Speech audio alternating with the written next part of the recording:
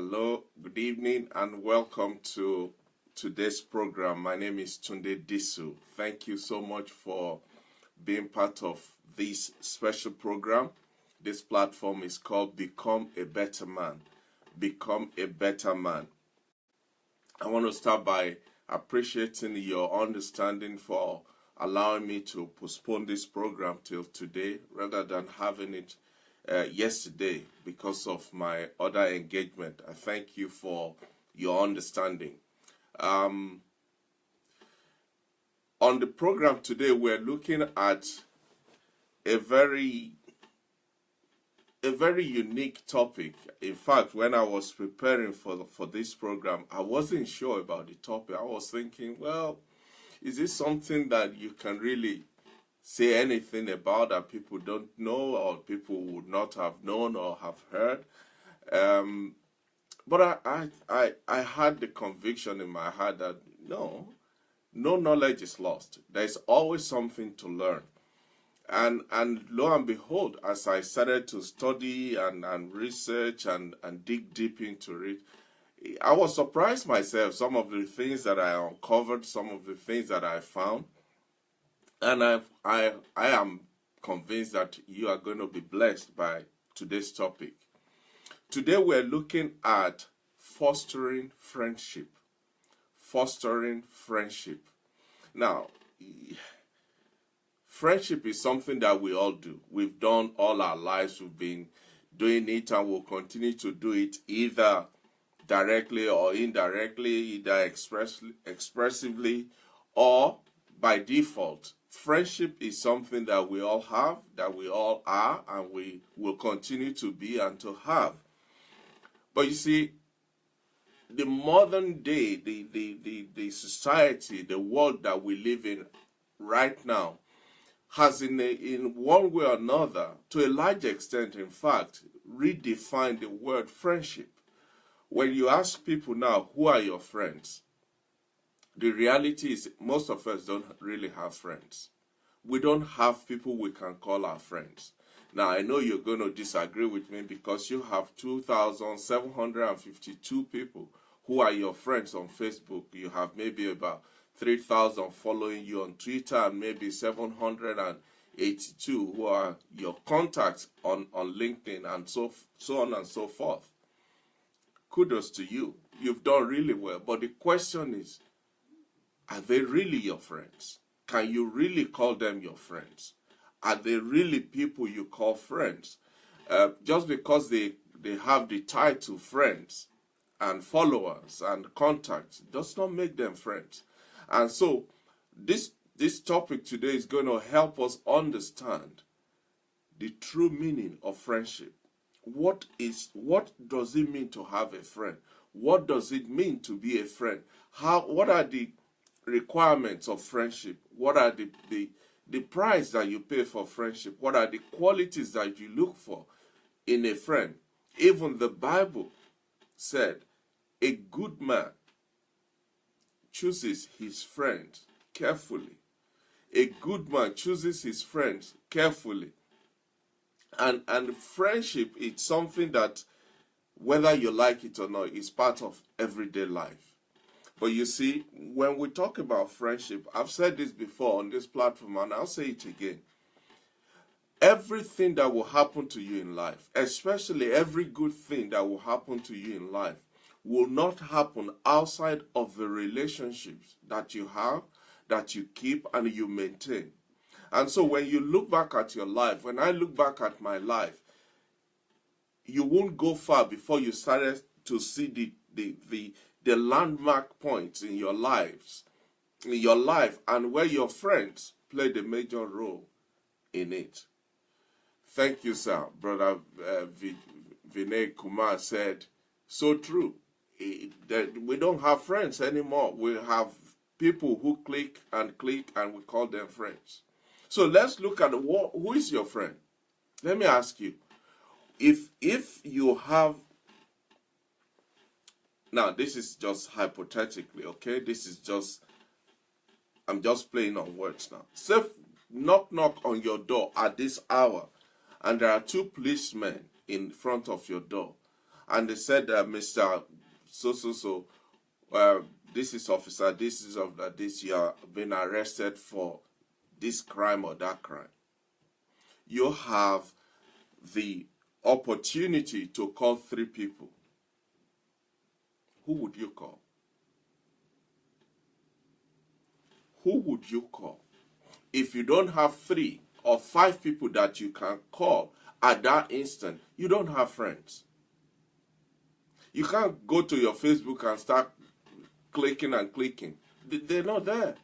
You must have people in your life that come rain, come sunshine, whatever it is, you know they're there for you. And you have to be there for others. Until you have that, and until you give that, until you are able to hand on heart say, this is the person that I can call in the middle of the night, and one phone call, he or she will pick up my call and be at my aid and be beside me and support me and look after me and be there for my family. If you don't have that, my brother, my sister, you don't have friends. And if you cannot do that for others, you are a lonely person. So let us look at what is this? What is the big deal about this topic today? Friendship, fostering friendship.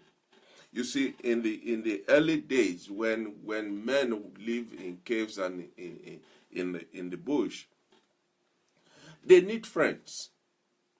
They had friends. You know why? Because you need those friends for survival. You need the friends for survival. Remember, they're living in the middle of the jungle, in the caves and all of that, in the midst of wild animals. So when your environment is attacked, you need people that you can call. You need neighbors that you can reach out to. You need next door neighbor that you can knock on the door and he or she will know exactly the danger that you are facing. They needed friends then for survival. They needed friends to go hunting together. They needed friends to go fishing together. They needed friends for the sake of defense. They needed friends, should anything happen to them, who will be there to look after their families. Do you have those people? Do I have those people? But you see, modern civilization has taken away some of those needs of survival, of defense, of being there for your family in case something should happen to you. Our modern society has taken away some of that. Because now what do? We rely on the police. If anything happens, what do? 911, 999, or whatever the call code in your country is. We're calling the police to come to our aid, to be there for us, to protect us. But in those days, there were no police. All they had were their friends. So in this 21st century, 21st digital century that we live in, do we still have friends? Are we still being friends to others? You see, real friends are there to support you in your commitments, in the goals that you've set for yourself.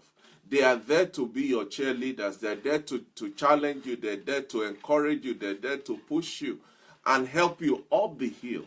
They're there to guide you gently away from risks.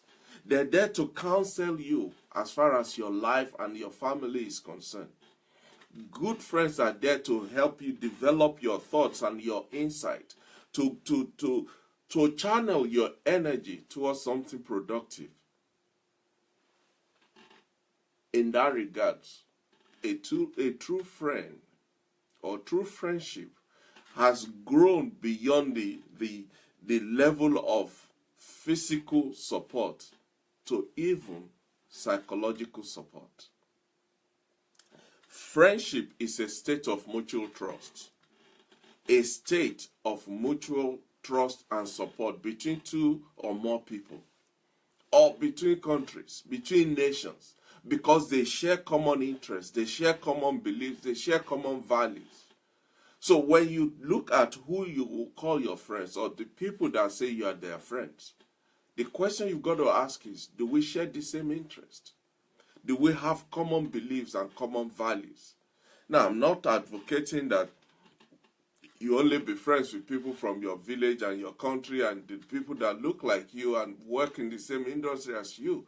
You need those ones, but at the same time, you need a wide catchment area, as it were, for you to choose your friends from, because you don't know when the need will arise from another quarter that is outside of your lineage or your village or the people that look like you. So true friendships are based on unconditional concerns. Unconditional concern for the other person, where you do things for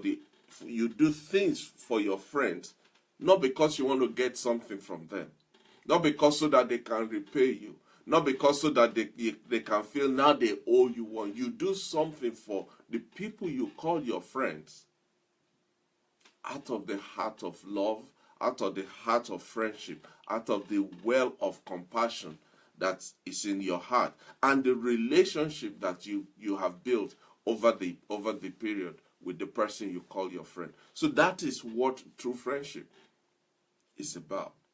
Friendship provides a ground, it sets a platform for you to be solid, to be grounded. It provides safety net around you. Your friends are there to comfort you in time when you need to be comforted. The experience of trust and respect is shared among friends. The experience of being understood and of being valued is one of the pillars of true friendship.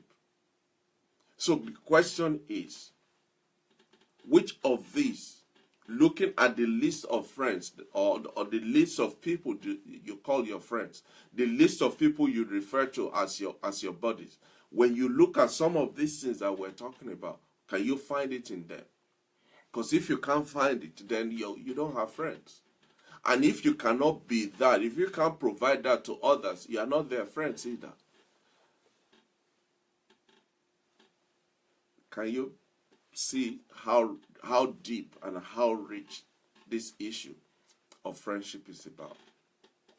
Now, the nature of how we live our lives these days, the nature of how we relate, the nature of who we are, sometimes it makes us think, I don't need anybody. I can do it alone. Billy no mate. But you see, remember the old saying, no man is an island. No man is an island.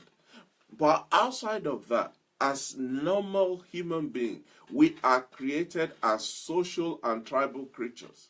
We are created to have interactions with other people. We are created to be related and to be connected and to have contact with other people. We are not created to live an isolated life. Close proximity as human beings helps us to develop important skills like communication and commitment. Communication, the ability to express yourself and the ability to listen to others, the ability to receive from others, the ability to be there for others. Those are some of the things that being a human being will it's an obligation that you carry as a human being, and therefore the way to develop it is to be friendly. Have a friend. Make yourself friendly. Be a friend to somebody else. Because if we grow up without intimacy, if we grow up from youth without intimacy, and we have no ability to foster intimacy even in our adulthood, guess what will happen? We will live a lonely life. And part of that is we will be less committed to any form of relationship or any form of interaction, especially the ones that are long-term. We will shy away from that. And it will affect not just our social lives, but it will also affect our ability to hold on to a job for a long time, to hold on to a relationship for a long time, to have a long-term plan, even for our lives, because you can't live your life in isolation. Friendships make life meaningful. Friendship gives meaning to life. I know some of you are saying, oh, if only you know the kind of friends that I have. You won't be saying that. Some of you are saying, you don't know some of the people I have, they've backbiting, backstabbing, gossiping. Guess what? It comes with the turf. It's part of the price you pay for friendship. But the question is, are you reaping? I need you to hear this. If your friends are backbiters, backstabbers, gossip, good for nothing, and people who just hang around like leeches just to suck your blood out, if that is the kind of people that you constantly find around yourself, the question is that the kind of person you are? Because like attracts like. If that is the kind of people you attract to your life, then you need to look at your life. You need to ask yourself. You need to challenge yourself. You need to look in the mirror and tell yourself the truth. Friendship makes life have meaning.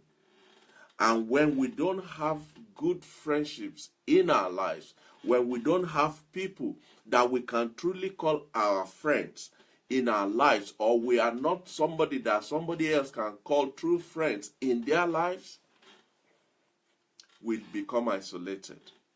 We become lonely. Our self-esteem is depleted. Our mood, our morals, they just go south. Friendship, I will go as far as to say, is a tonic for life. Friendship is one of the things, one of the pillars that is upholding our lives. The ability to know that there is somebody else out there that cares so much and deeply and affectionately and passionately for you and about you. All of that is what keeps life meaningful. And because you expect that from somebody, the obligation, therefore, is upon you also to be that to somebody else. Without intimacy through friendship, without closeness, without that close proximity through friendship, we generally, as human beings, we lose the motivation, we lose the enthusiasm and the inspiration to strive for what we desire and what we're set, the goals that we set for ourselves. Because one of the things your friends will do for you is they will hold you accountable to the things you've said in their ears. They will challenge you, they will stretch you, they will encourage you, they will motivate you, they will help you when the hill is steep. But when you don't have that, you lose motivation, you lose inspiration, you lose the desire to even go after life. Friendship is key to any sound life. 21st century friendships are about supporting each other to live a life that is full of purpose, that is full of courage, that is full of creativity, that is going somewhere, that has goal and achievement and purpose in it. That's what friendship is all about. That is what it means to be a friend.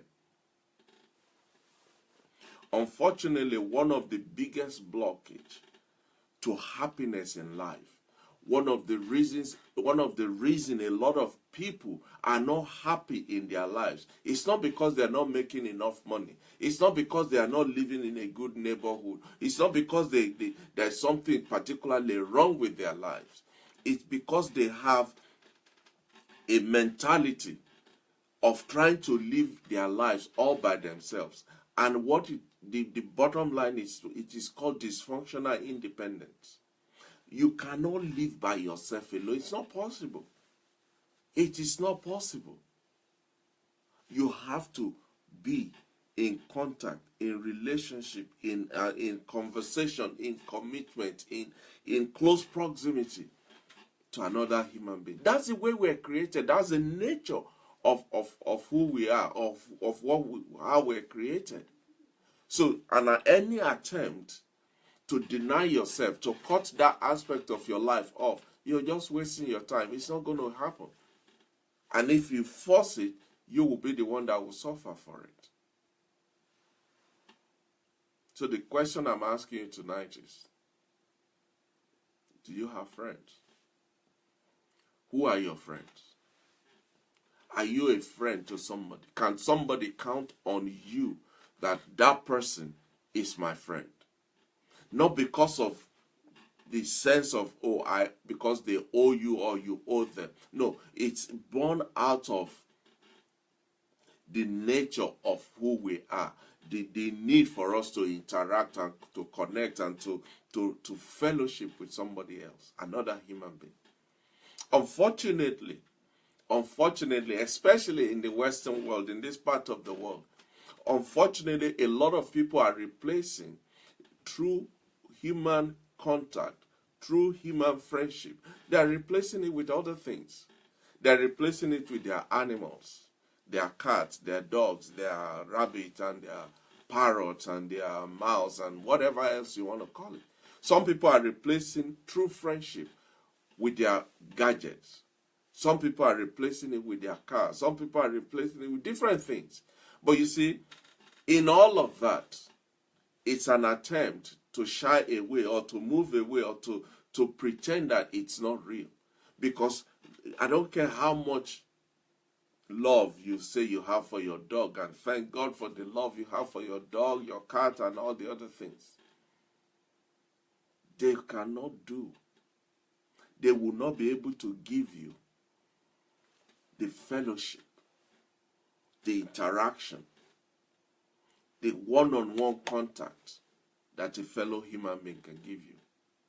You can talk to your dog from morning till night, but he can't talk back to you. All he will do is woof, woof, woof. And then what's the meaning of that? You will not try, some people will not try to interpret that to say, oh, this is what the dog is saying. You don't know. But if you talk, you relate, you contact, you commit to another human being, it brings joy and pleasure to life. You cannot be completely independent and enjoy intimacy. It won't happen. Do you know why? True friendship means that sometimes you have to be vulnerable. You have to be vulnerable. You have to ask for help. You have to reach out to others. You have to put yourself in a position where you seem weak.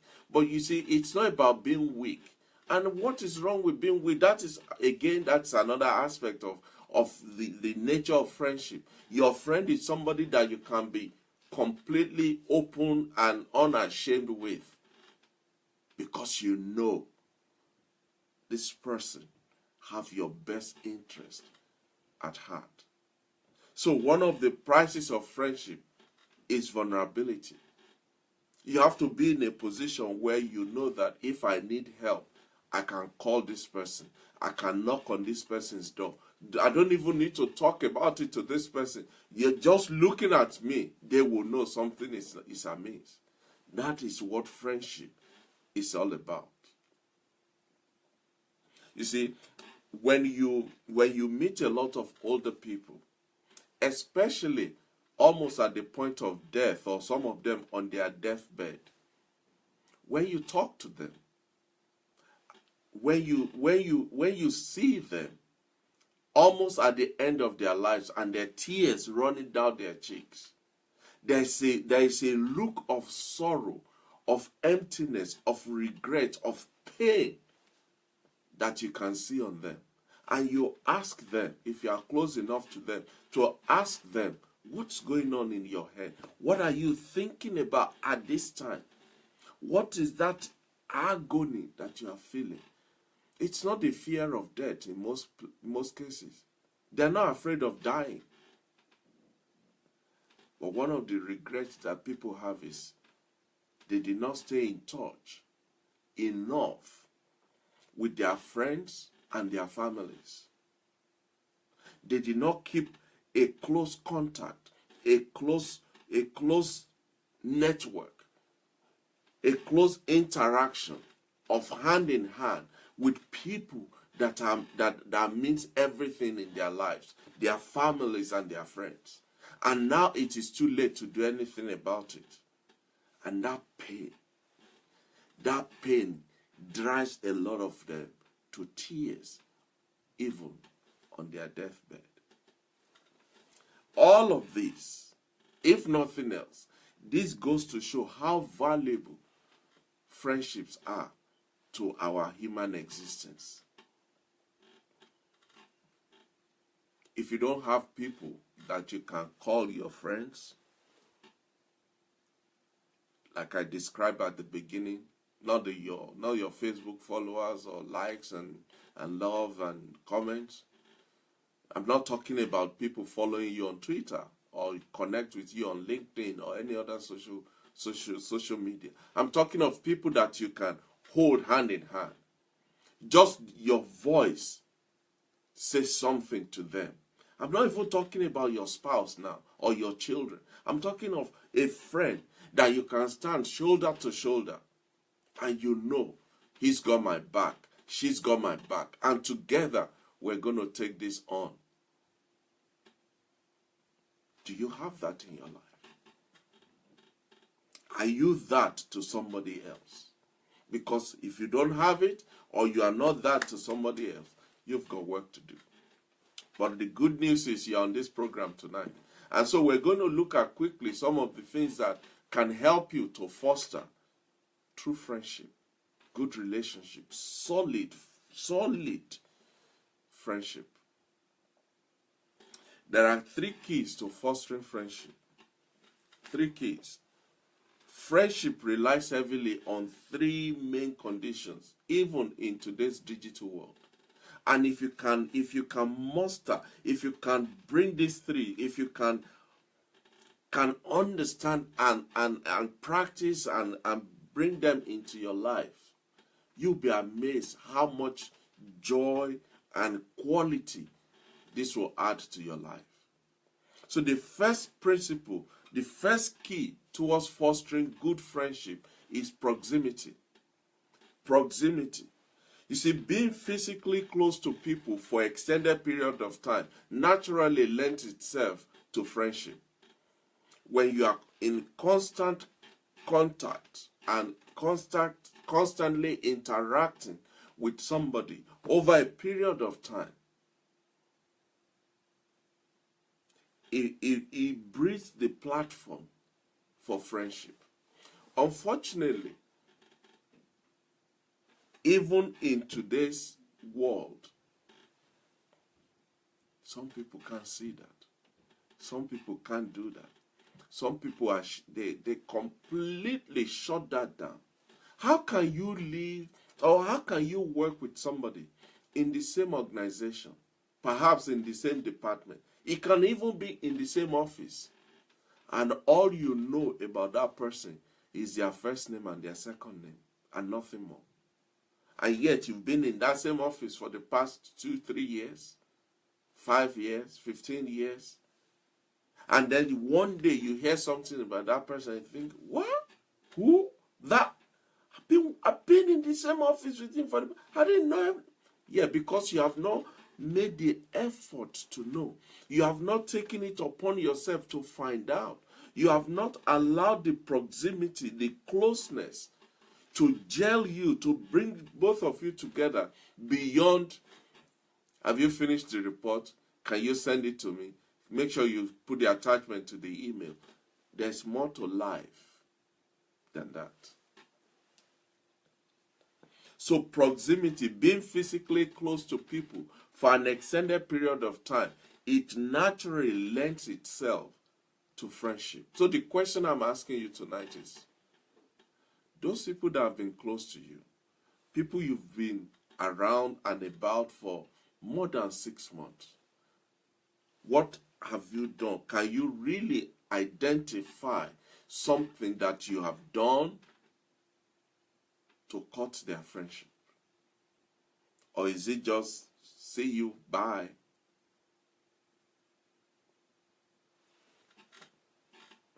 You see, I know some people will say, oh no, in this day and age, that doesn't work, that doesn't happen. But when you look back, for instance, when you look back at say your secondary school days, or even your university days, your primary school days, I still have some friends now that we were together in primary school. I have friends that were together in secondary school, friends that were together in teachers' college, friends that were together in college and in workplaces, and we're still very close friends till today. People that have been in the same church with, and for God knows how long, and we're still friends.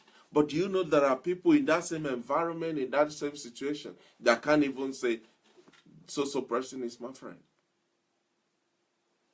So, the picture I was trying to paint is, let's look back at your secondary school days or your university days. Everybody's come from different parts of the world, and everybody's come from different houses and villages and everything. But suddenly, all of you are together in one concentrated enclosure. Within a short period of time, you have people there that you call friends. You have people there that call you their friends. Do you know what has happened? The environment, the proximity, the closeness, the daily interaction, the physical contact that you are having one with another over that period that you were in primary school or secondary school or university or work or whatever, has built a platform for you where you can truly say, or you can build this friendship. And you know that there are people today, even in their old age, their best friends are people they met when they were in primary school. They started secondary school together. They were together in the same Boy Scout, or in the same Girls Guide, or in the same dormitory, or in the same class. And that ability, that proximity rather, has engendered them to build something that has outlasted even the environment where the platform was created. Yes, you can say you can have friends on Facebook, but the truth is this: how many of them do you correspond with regularly? Or is it when they post something you click like, or when they put a funny image on their wall, you put a comment? Does that make you friends? No, it doesn't. It doesn't. It doesn't. Take advantage of the close proximity that you have right now. Wherever you are, there are people in your life. There are people in your sphere of contact that you relate to, you contact, you interact with, even on a daily basis. That's a breeding ground for good friendship. That's breeding ground for good friendship. Another key to fostering good friendship is repeated and unplanned interaction. Repeated and unplanned interaction. What do I mean by that? This is where you didn't plan it. Both of you never even sat down. You didn't even know what he is doing in his house. She doesn't know what you are doing in your house. But somehow, every now and again, almost very frequently, you and your neighbor bump into each other. Maybe when you're taking your child to school. Maybe at the coffee shop. Maybe at the corner shop. Maybe in the gym. It could even be in the church. When you find yourself having this almost, oh, it's you again. Oh, good to see you again. Experience. That is an opportunity. That is a platform for you to build upon and establish good friendship relationship. Don't live your life on this hi, bye, hi, bye. No. Your next door neighbor, you've lived on that street for the past 3 years. You lived in that neighborhood for the past 7 years. You don't even know the name of your next door neighbor. Repeated and unplanned interactions where you bump into each other casually is an opportunity for you to say, wait, look, what's your name? What do you do? Where do you live? Where do you come from? How about your family? Maybe we should get together one evening and just really have good chinwag and talk about different things. Make the effort. You can help foster these repeated and unplanned interactions, bumping into each other. One of the ways to help boost or to increase that possibility is promote your local the things happening in your locality. Promote them. What do I mean by that? Do your shopping within your locality. Register with a gym within your locality. Go to your church, to a church within your locality. Do your take away, your dining out or your whatever, as much as possible. When you do that within the locality of where you live or where you reside or where you spend most of your time, guess what? You will start to meet people on a regular basis, and from there, friendship is established. Another way to engender or foster good friendship is to deliberately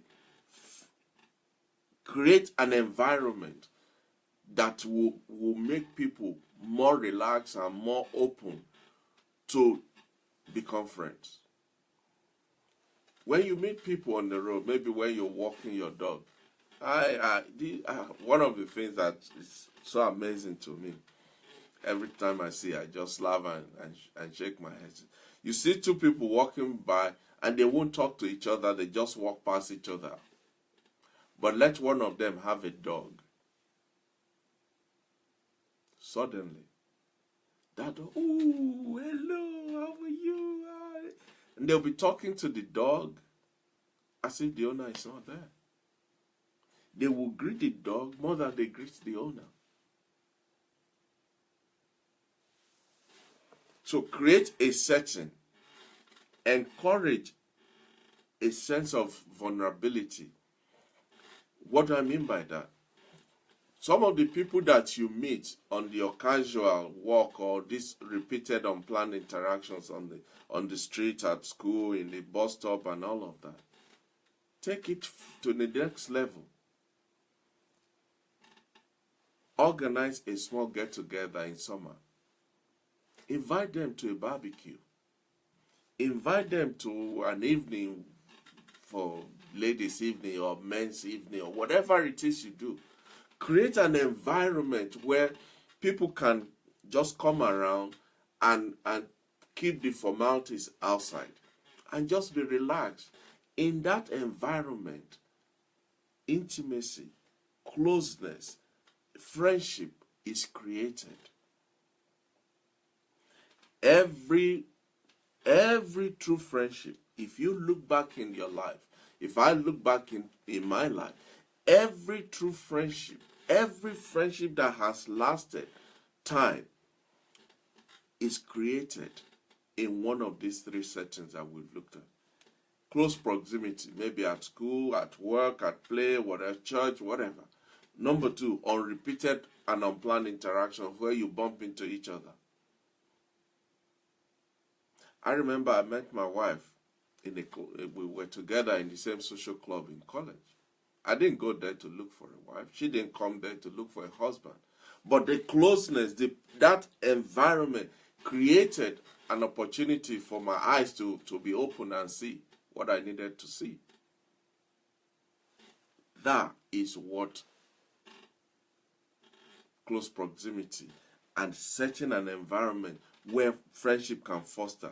That's how it will help. So every true lasting friendship is rooted, is grounded in one of these avenues. And when you look back at your life, you'll agree with me that is very true.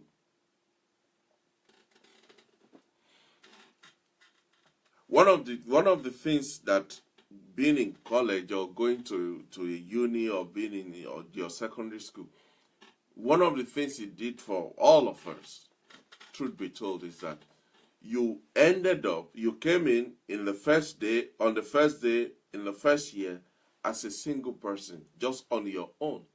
But by the time you finish your program, maybe 3 years, 4 years, 5 years, depending on where you are, you end up with a long list of friends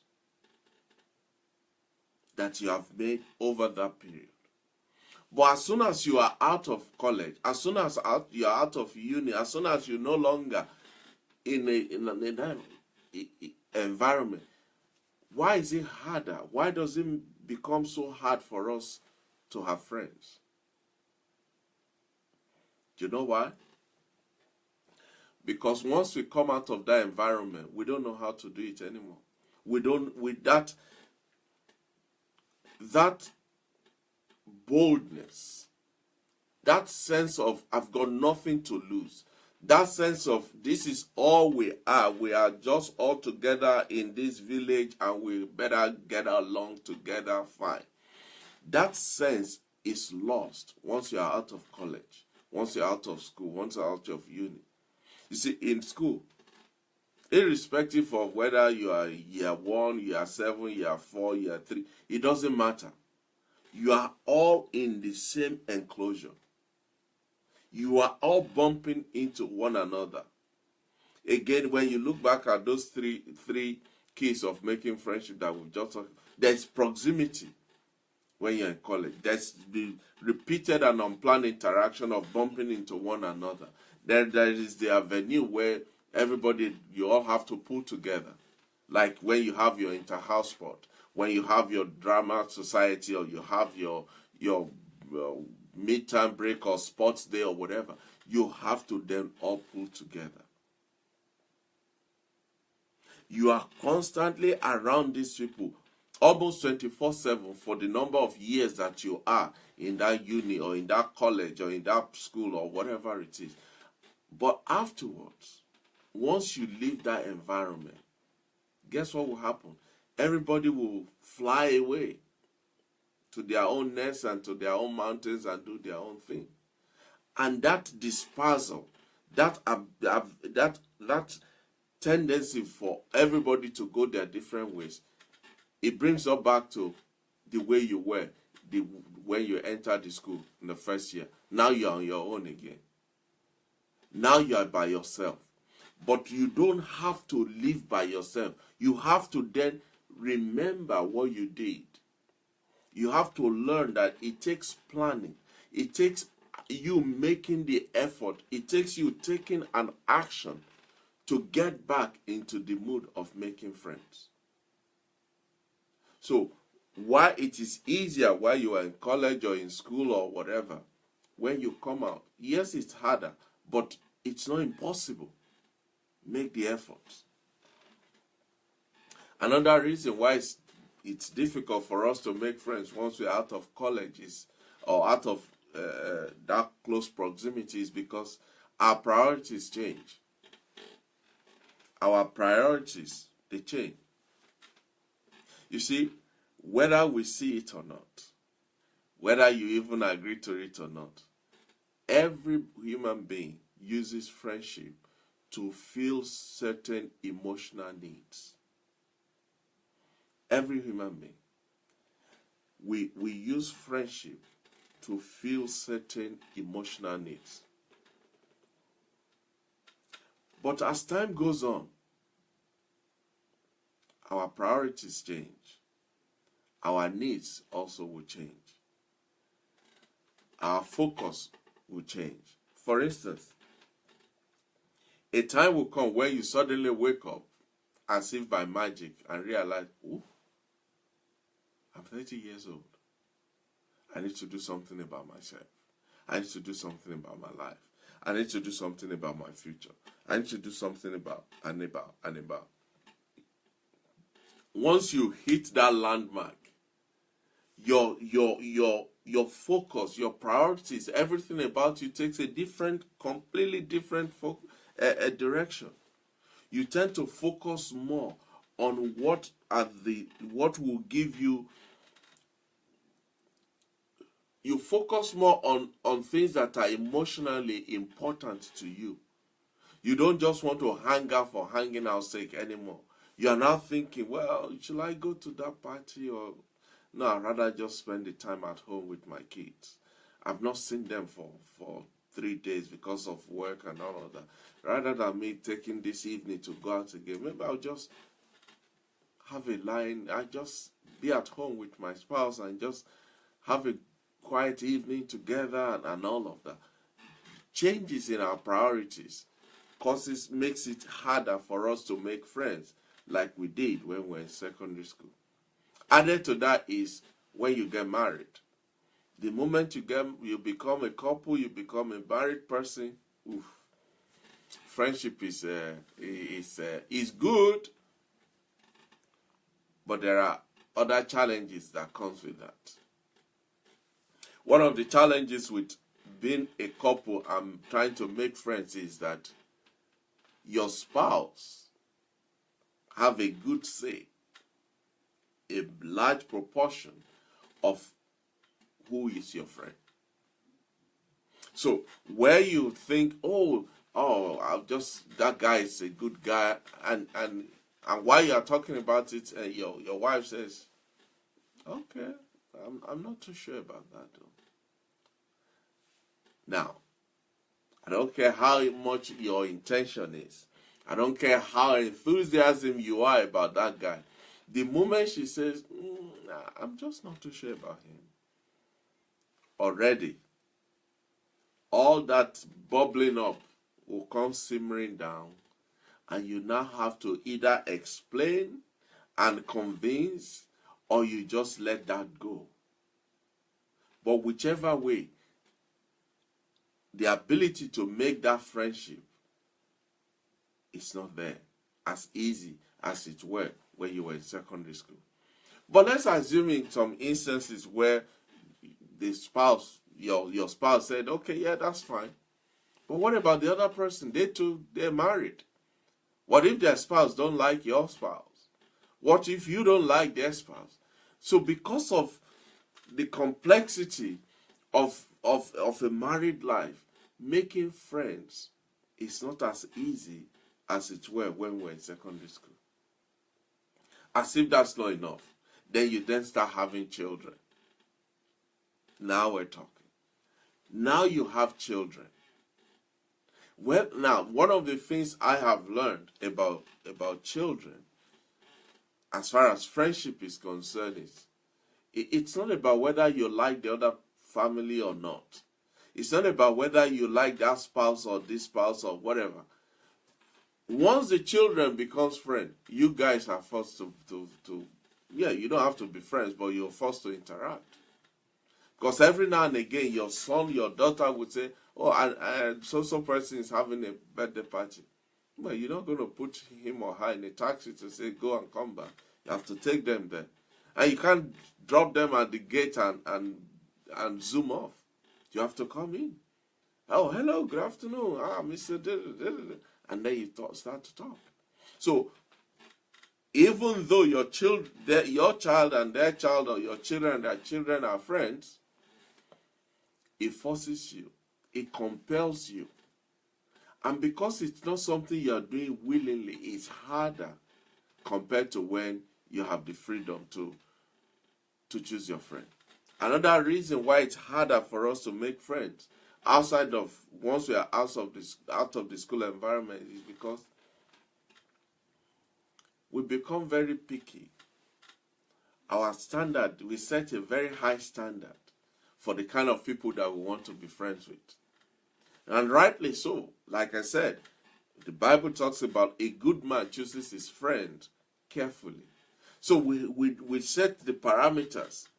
One about this, about that, what about this, what about that. And so we grade them. We put them on a scale and mark them down to see if they are worthy to be called our friends or not, which is good. But the danger in that is, no, in most cases, you won't find one person that will meet all your criteria. Therefore, the ability to make friends is reduced, is shrunk to a very tiny volume. We set a high standard, and we expect people that are not even aware of our standard to meet them. We're looking for people that we share a lot of things in common. Yes, we could find somebody that supports the same football club, goes to the same church, works in the same industry as you. But what if this doesn't happen and they don't have that and they're not in that, and so they can't be your friends? So we become picky. We become more stringent about who we call our friends. The funny thing though is this. Now that you are older, now that you have these parameters and you have this standard that you set for who is your friend and who could be your friend, who you were allowed to be your friend, when you look back to your secondary school days or even your university days, and you look at the people that you call your friends then, if you measure them against the same standard that you have now, most of them won't even, you would ask yourself, how did him, my friend? Because now we are picky. We're more picky. We're more choosy. We've set a different standard for the kind of people we call our friends.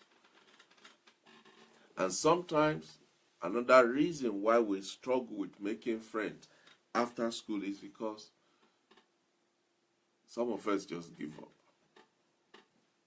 Some people just give up on friendship, totally, completely. They just think, you know what? I've had enough of this drama.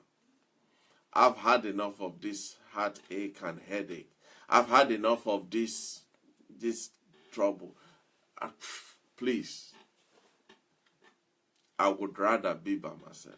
Now, I understand that we all have scars to show for the backbiters and the backstabbers and the gossips and the naysayers and the enemies that look like friends and all of that. We all have a long list of them to show.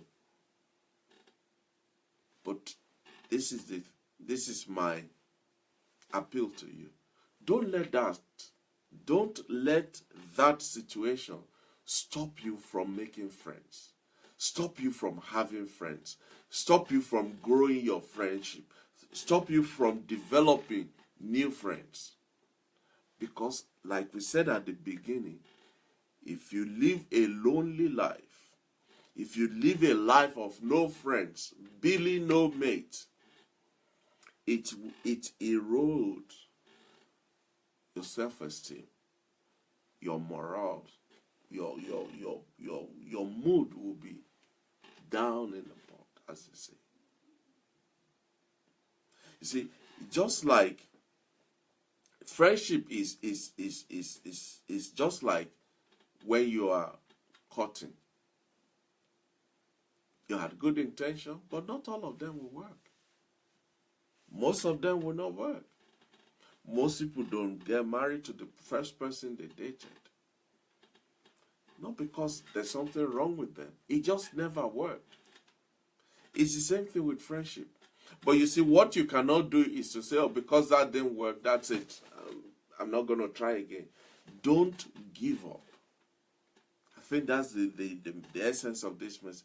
Don't give up because you need a friend in your life, because somebody needs you to be their friend in their life. Don't give up. Don't give up. Don't let the challenges that you are facing, that you are going through, that you are dealing with, that you are handling right now about your friends, don't let that close your bowel of compassion and be friendly and and make new friends or repair broken ones. Don't give up. Finally tonight, if you want to create a long-lasting friendship, a friendship that is of quality, that is deep and will stand the test of time. Number one, know yourself. Know yourself. Know who you are. What makes you unique in yourself? Because if you know who you are, it will help you in choosing who your friends are. Spend time around people. You can't make friends in isolation, in a vacuum. You cannot make friends in a vacuum. I know there are so many virtual friends out there and on Facebook, but the truth is that's not the kind of friends they're looking for. That's not the type of friendship we're talking about. So spend time with people, around people, and then you will make friends. If you want to have friends, show yourself friendly. Be kind. Every human being is looking for somebody to show them kindness. Be kind. Be a steady person. Be a dependable, a reliable person. Be genuine in yourself and in what you are putting out, because those are the things that will attract people that will eventually become your friends. Talk to people. Have a positive attitude. Have a positive mentality. Have a positive outlook in life. Life is sour enough. We don't need any more sour grapes. So be positive. Show your teeth. Smile. Remember people's names. Don't meet them after the 10th time still saying, sorry, what's your name again? Try and remember people's name. And if possible, initiate a get-together. Bring people around. Have a garden party, whatever it is. Create that environment where everybody can just dig in and dip in and have fun. And the process, friendship is created.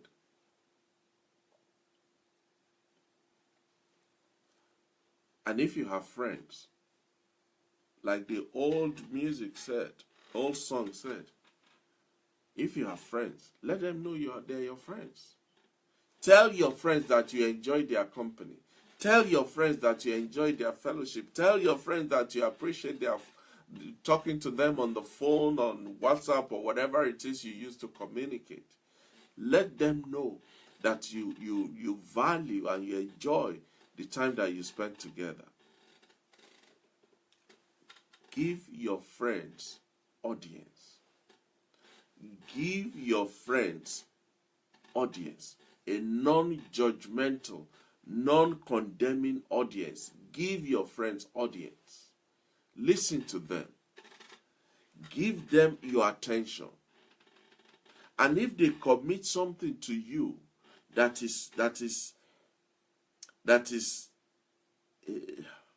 if they keep a secret with you, keep their confidence. Don't be the one that will hear it and go and blab it on BBC radio tomorrow. Keep your friends' confidence as long as this is legal. Allow your friends to help you. A lot of people will not allow another person to help them. It's pride. You can't do it all by yourself. Allow your friends to help you. It's part of that is one of the ways by which they contribute to that friendship.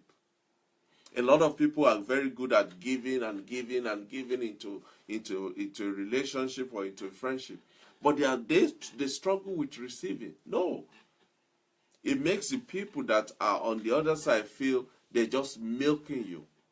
Learn to also open your heart and receive. Receive compliments, receive favor, receive gift, receive greetings. If you want to form a long-lasting friendship, don't crowd your friends. Understand and respect their space. When they need it, know it and give it to them. And if there's a rift, if there's a disagreement, if there's a quarrel, if there's a whatever it is that is making the friendship grain and rub off on the rough side, settle down and sort it out. Settle down and sort. If you need to apologize, apologize. One of the things I do, my friends will tell you, if I'm wrong, I'll let you know. I'm sorry. I'm sorry. I'm wrong. Apologize if you have to.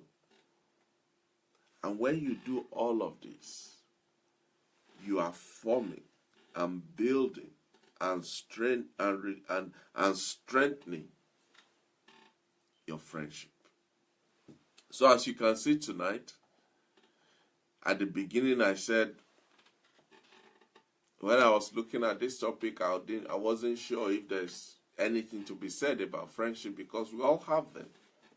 We are all friends to somebody else. But having looked through what we've discussed tonight, you can see that there's more depth and body to friendship. My hope and my prayer is that something that we've said tonight will go a long way to make you a better friend to somebody and help you to enjoy the friendship that others are extending or will extend to you, because we need one another. Ladies and gentlemen, I want to thank you again for the time tonight. I appreciate your being here to be part of tonight's program. I honor your time. I respect you. And I thank you for giving me the grace of excuse from yesterday's usual time of our program. I honor you. Thank you so much. But remember, we're going somewhere. We are actually going somewhere. We have a goal that is set before us. We have a purpose for life. We have a reason to get out of bed this morning. So whatever life is throwing at you, whatever challenge that you are facing, whatever issue that is seemingly harassing you,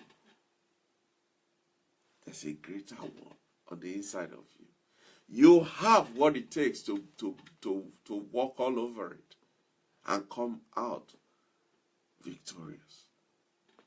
And one of those things you have are your friends. We're not stopping. We're not going to delay any further. We are going somewhere to exhibit and display the splendor, the goodness, and the grace, the glory of our God and our Christ. And we're not stopping until we reach there. I look forward to seeing you there, because it's going to be a big, big, big party. Until next week when we meet again, don't give up. Don't give up. There is light at the end of this tunnel, and it's not a train coming at you. There is hope. To the living, there is hope. I'll see you again next week. Until then, God bless you. Bye-bye.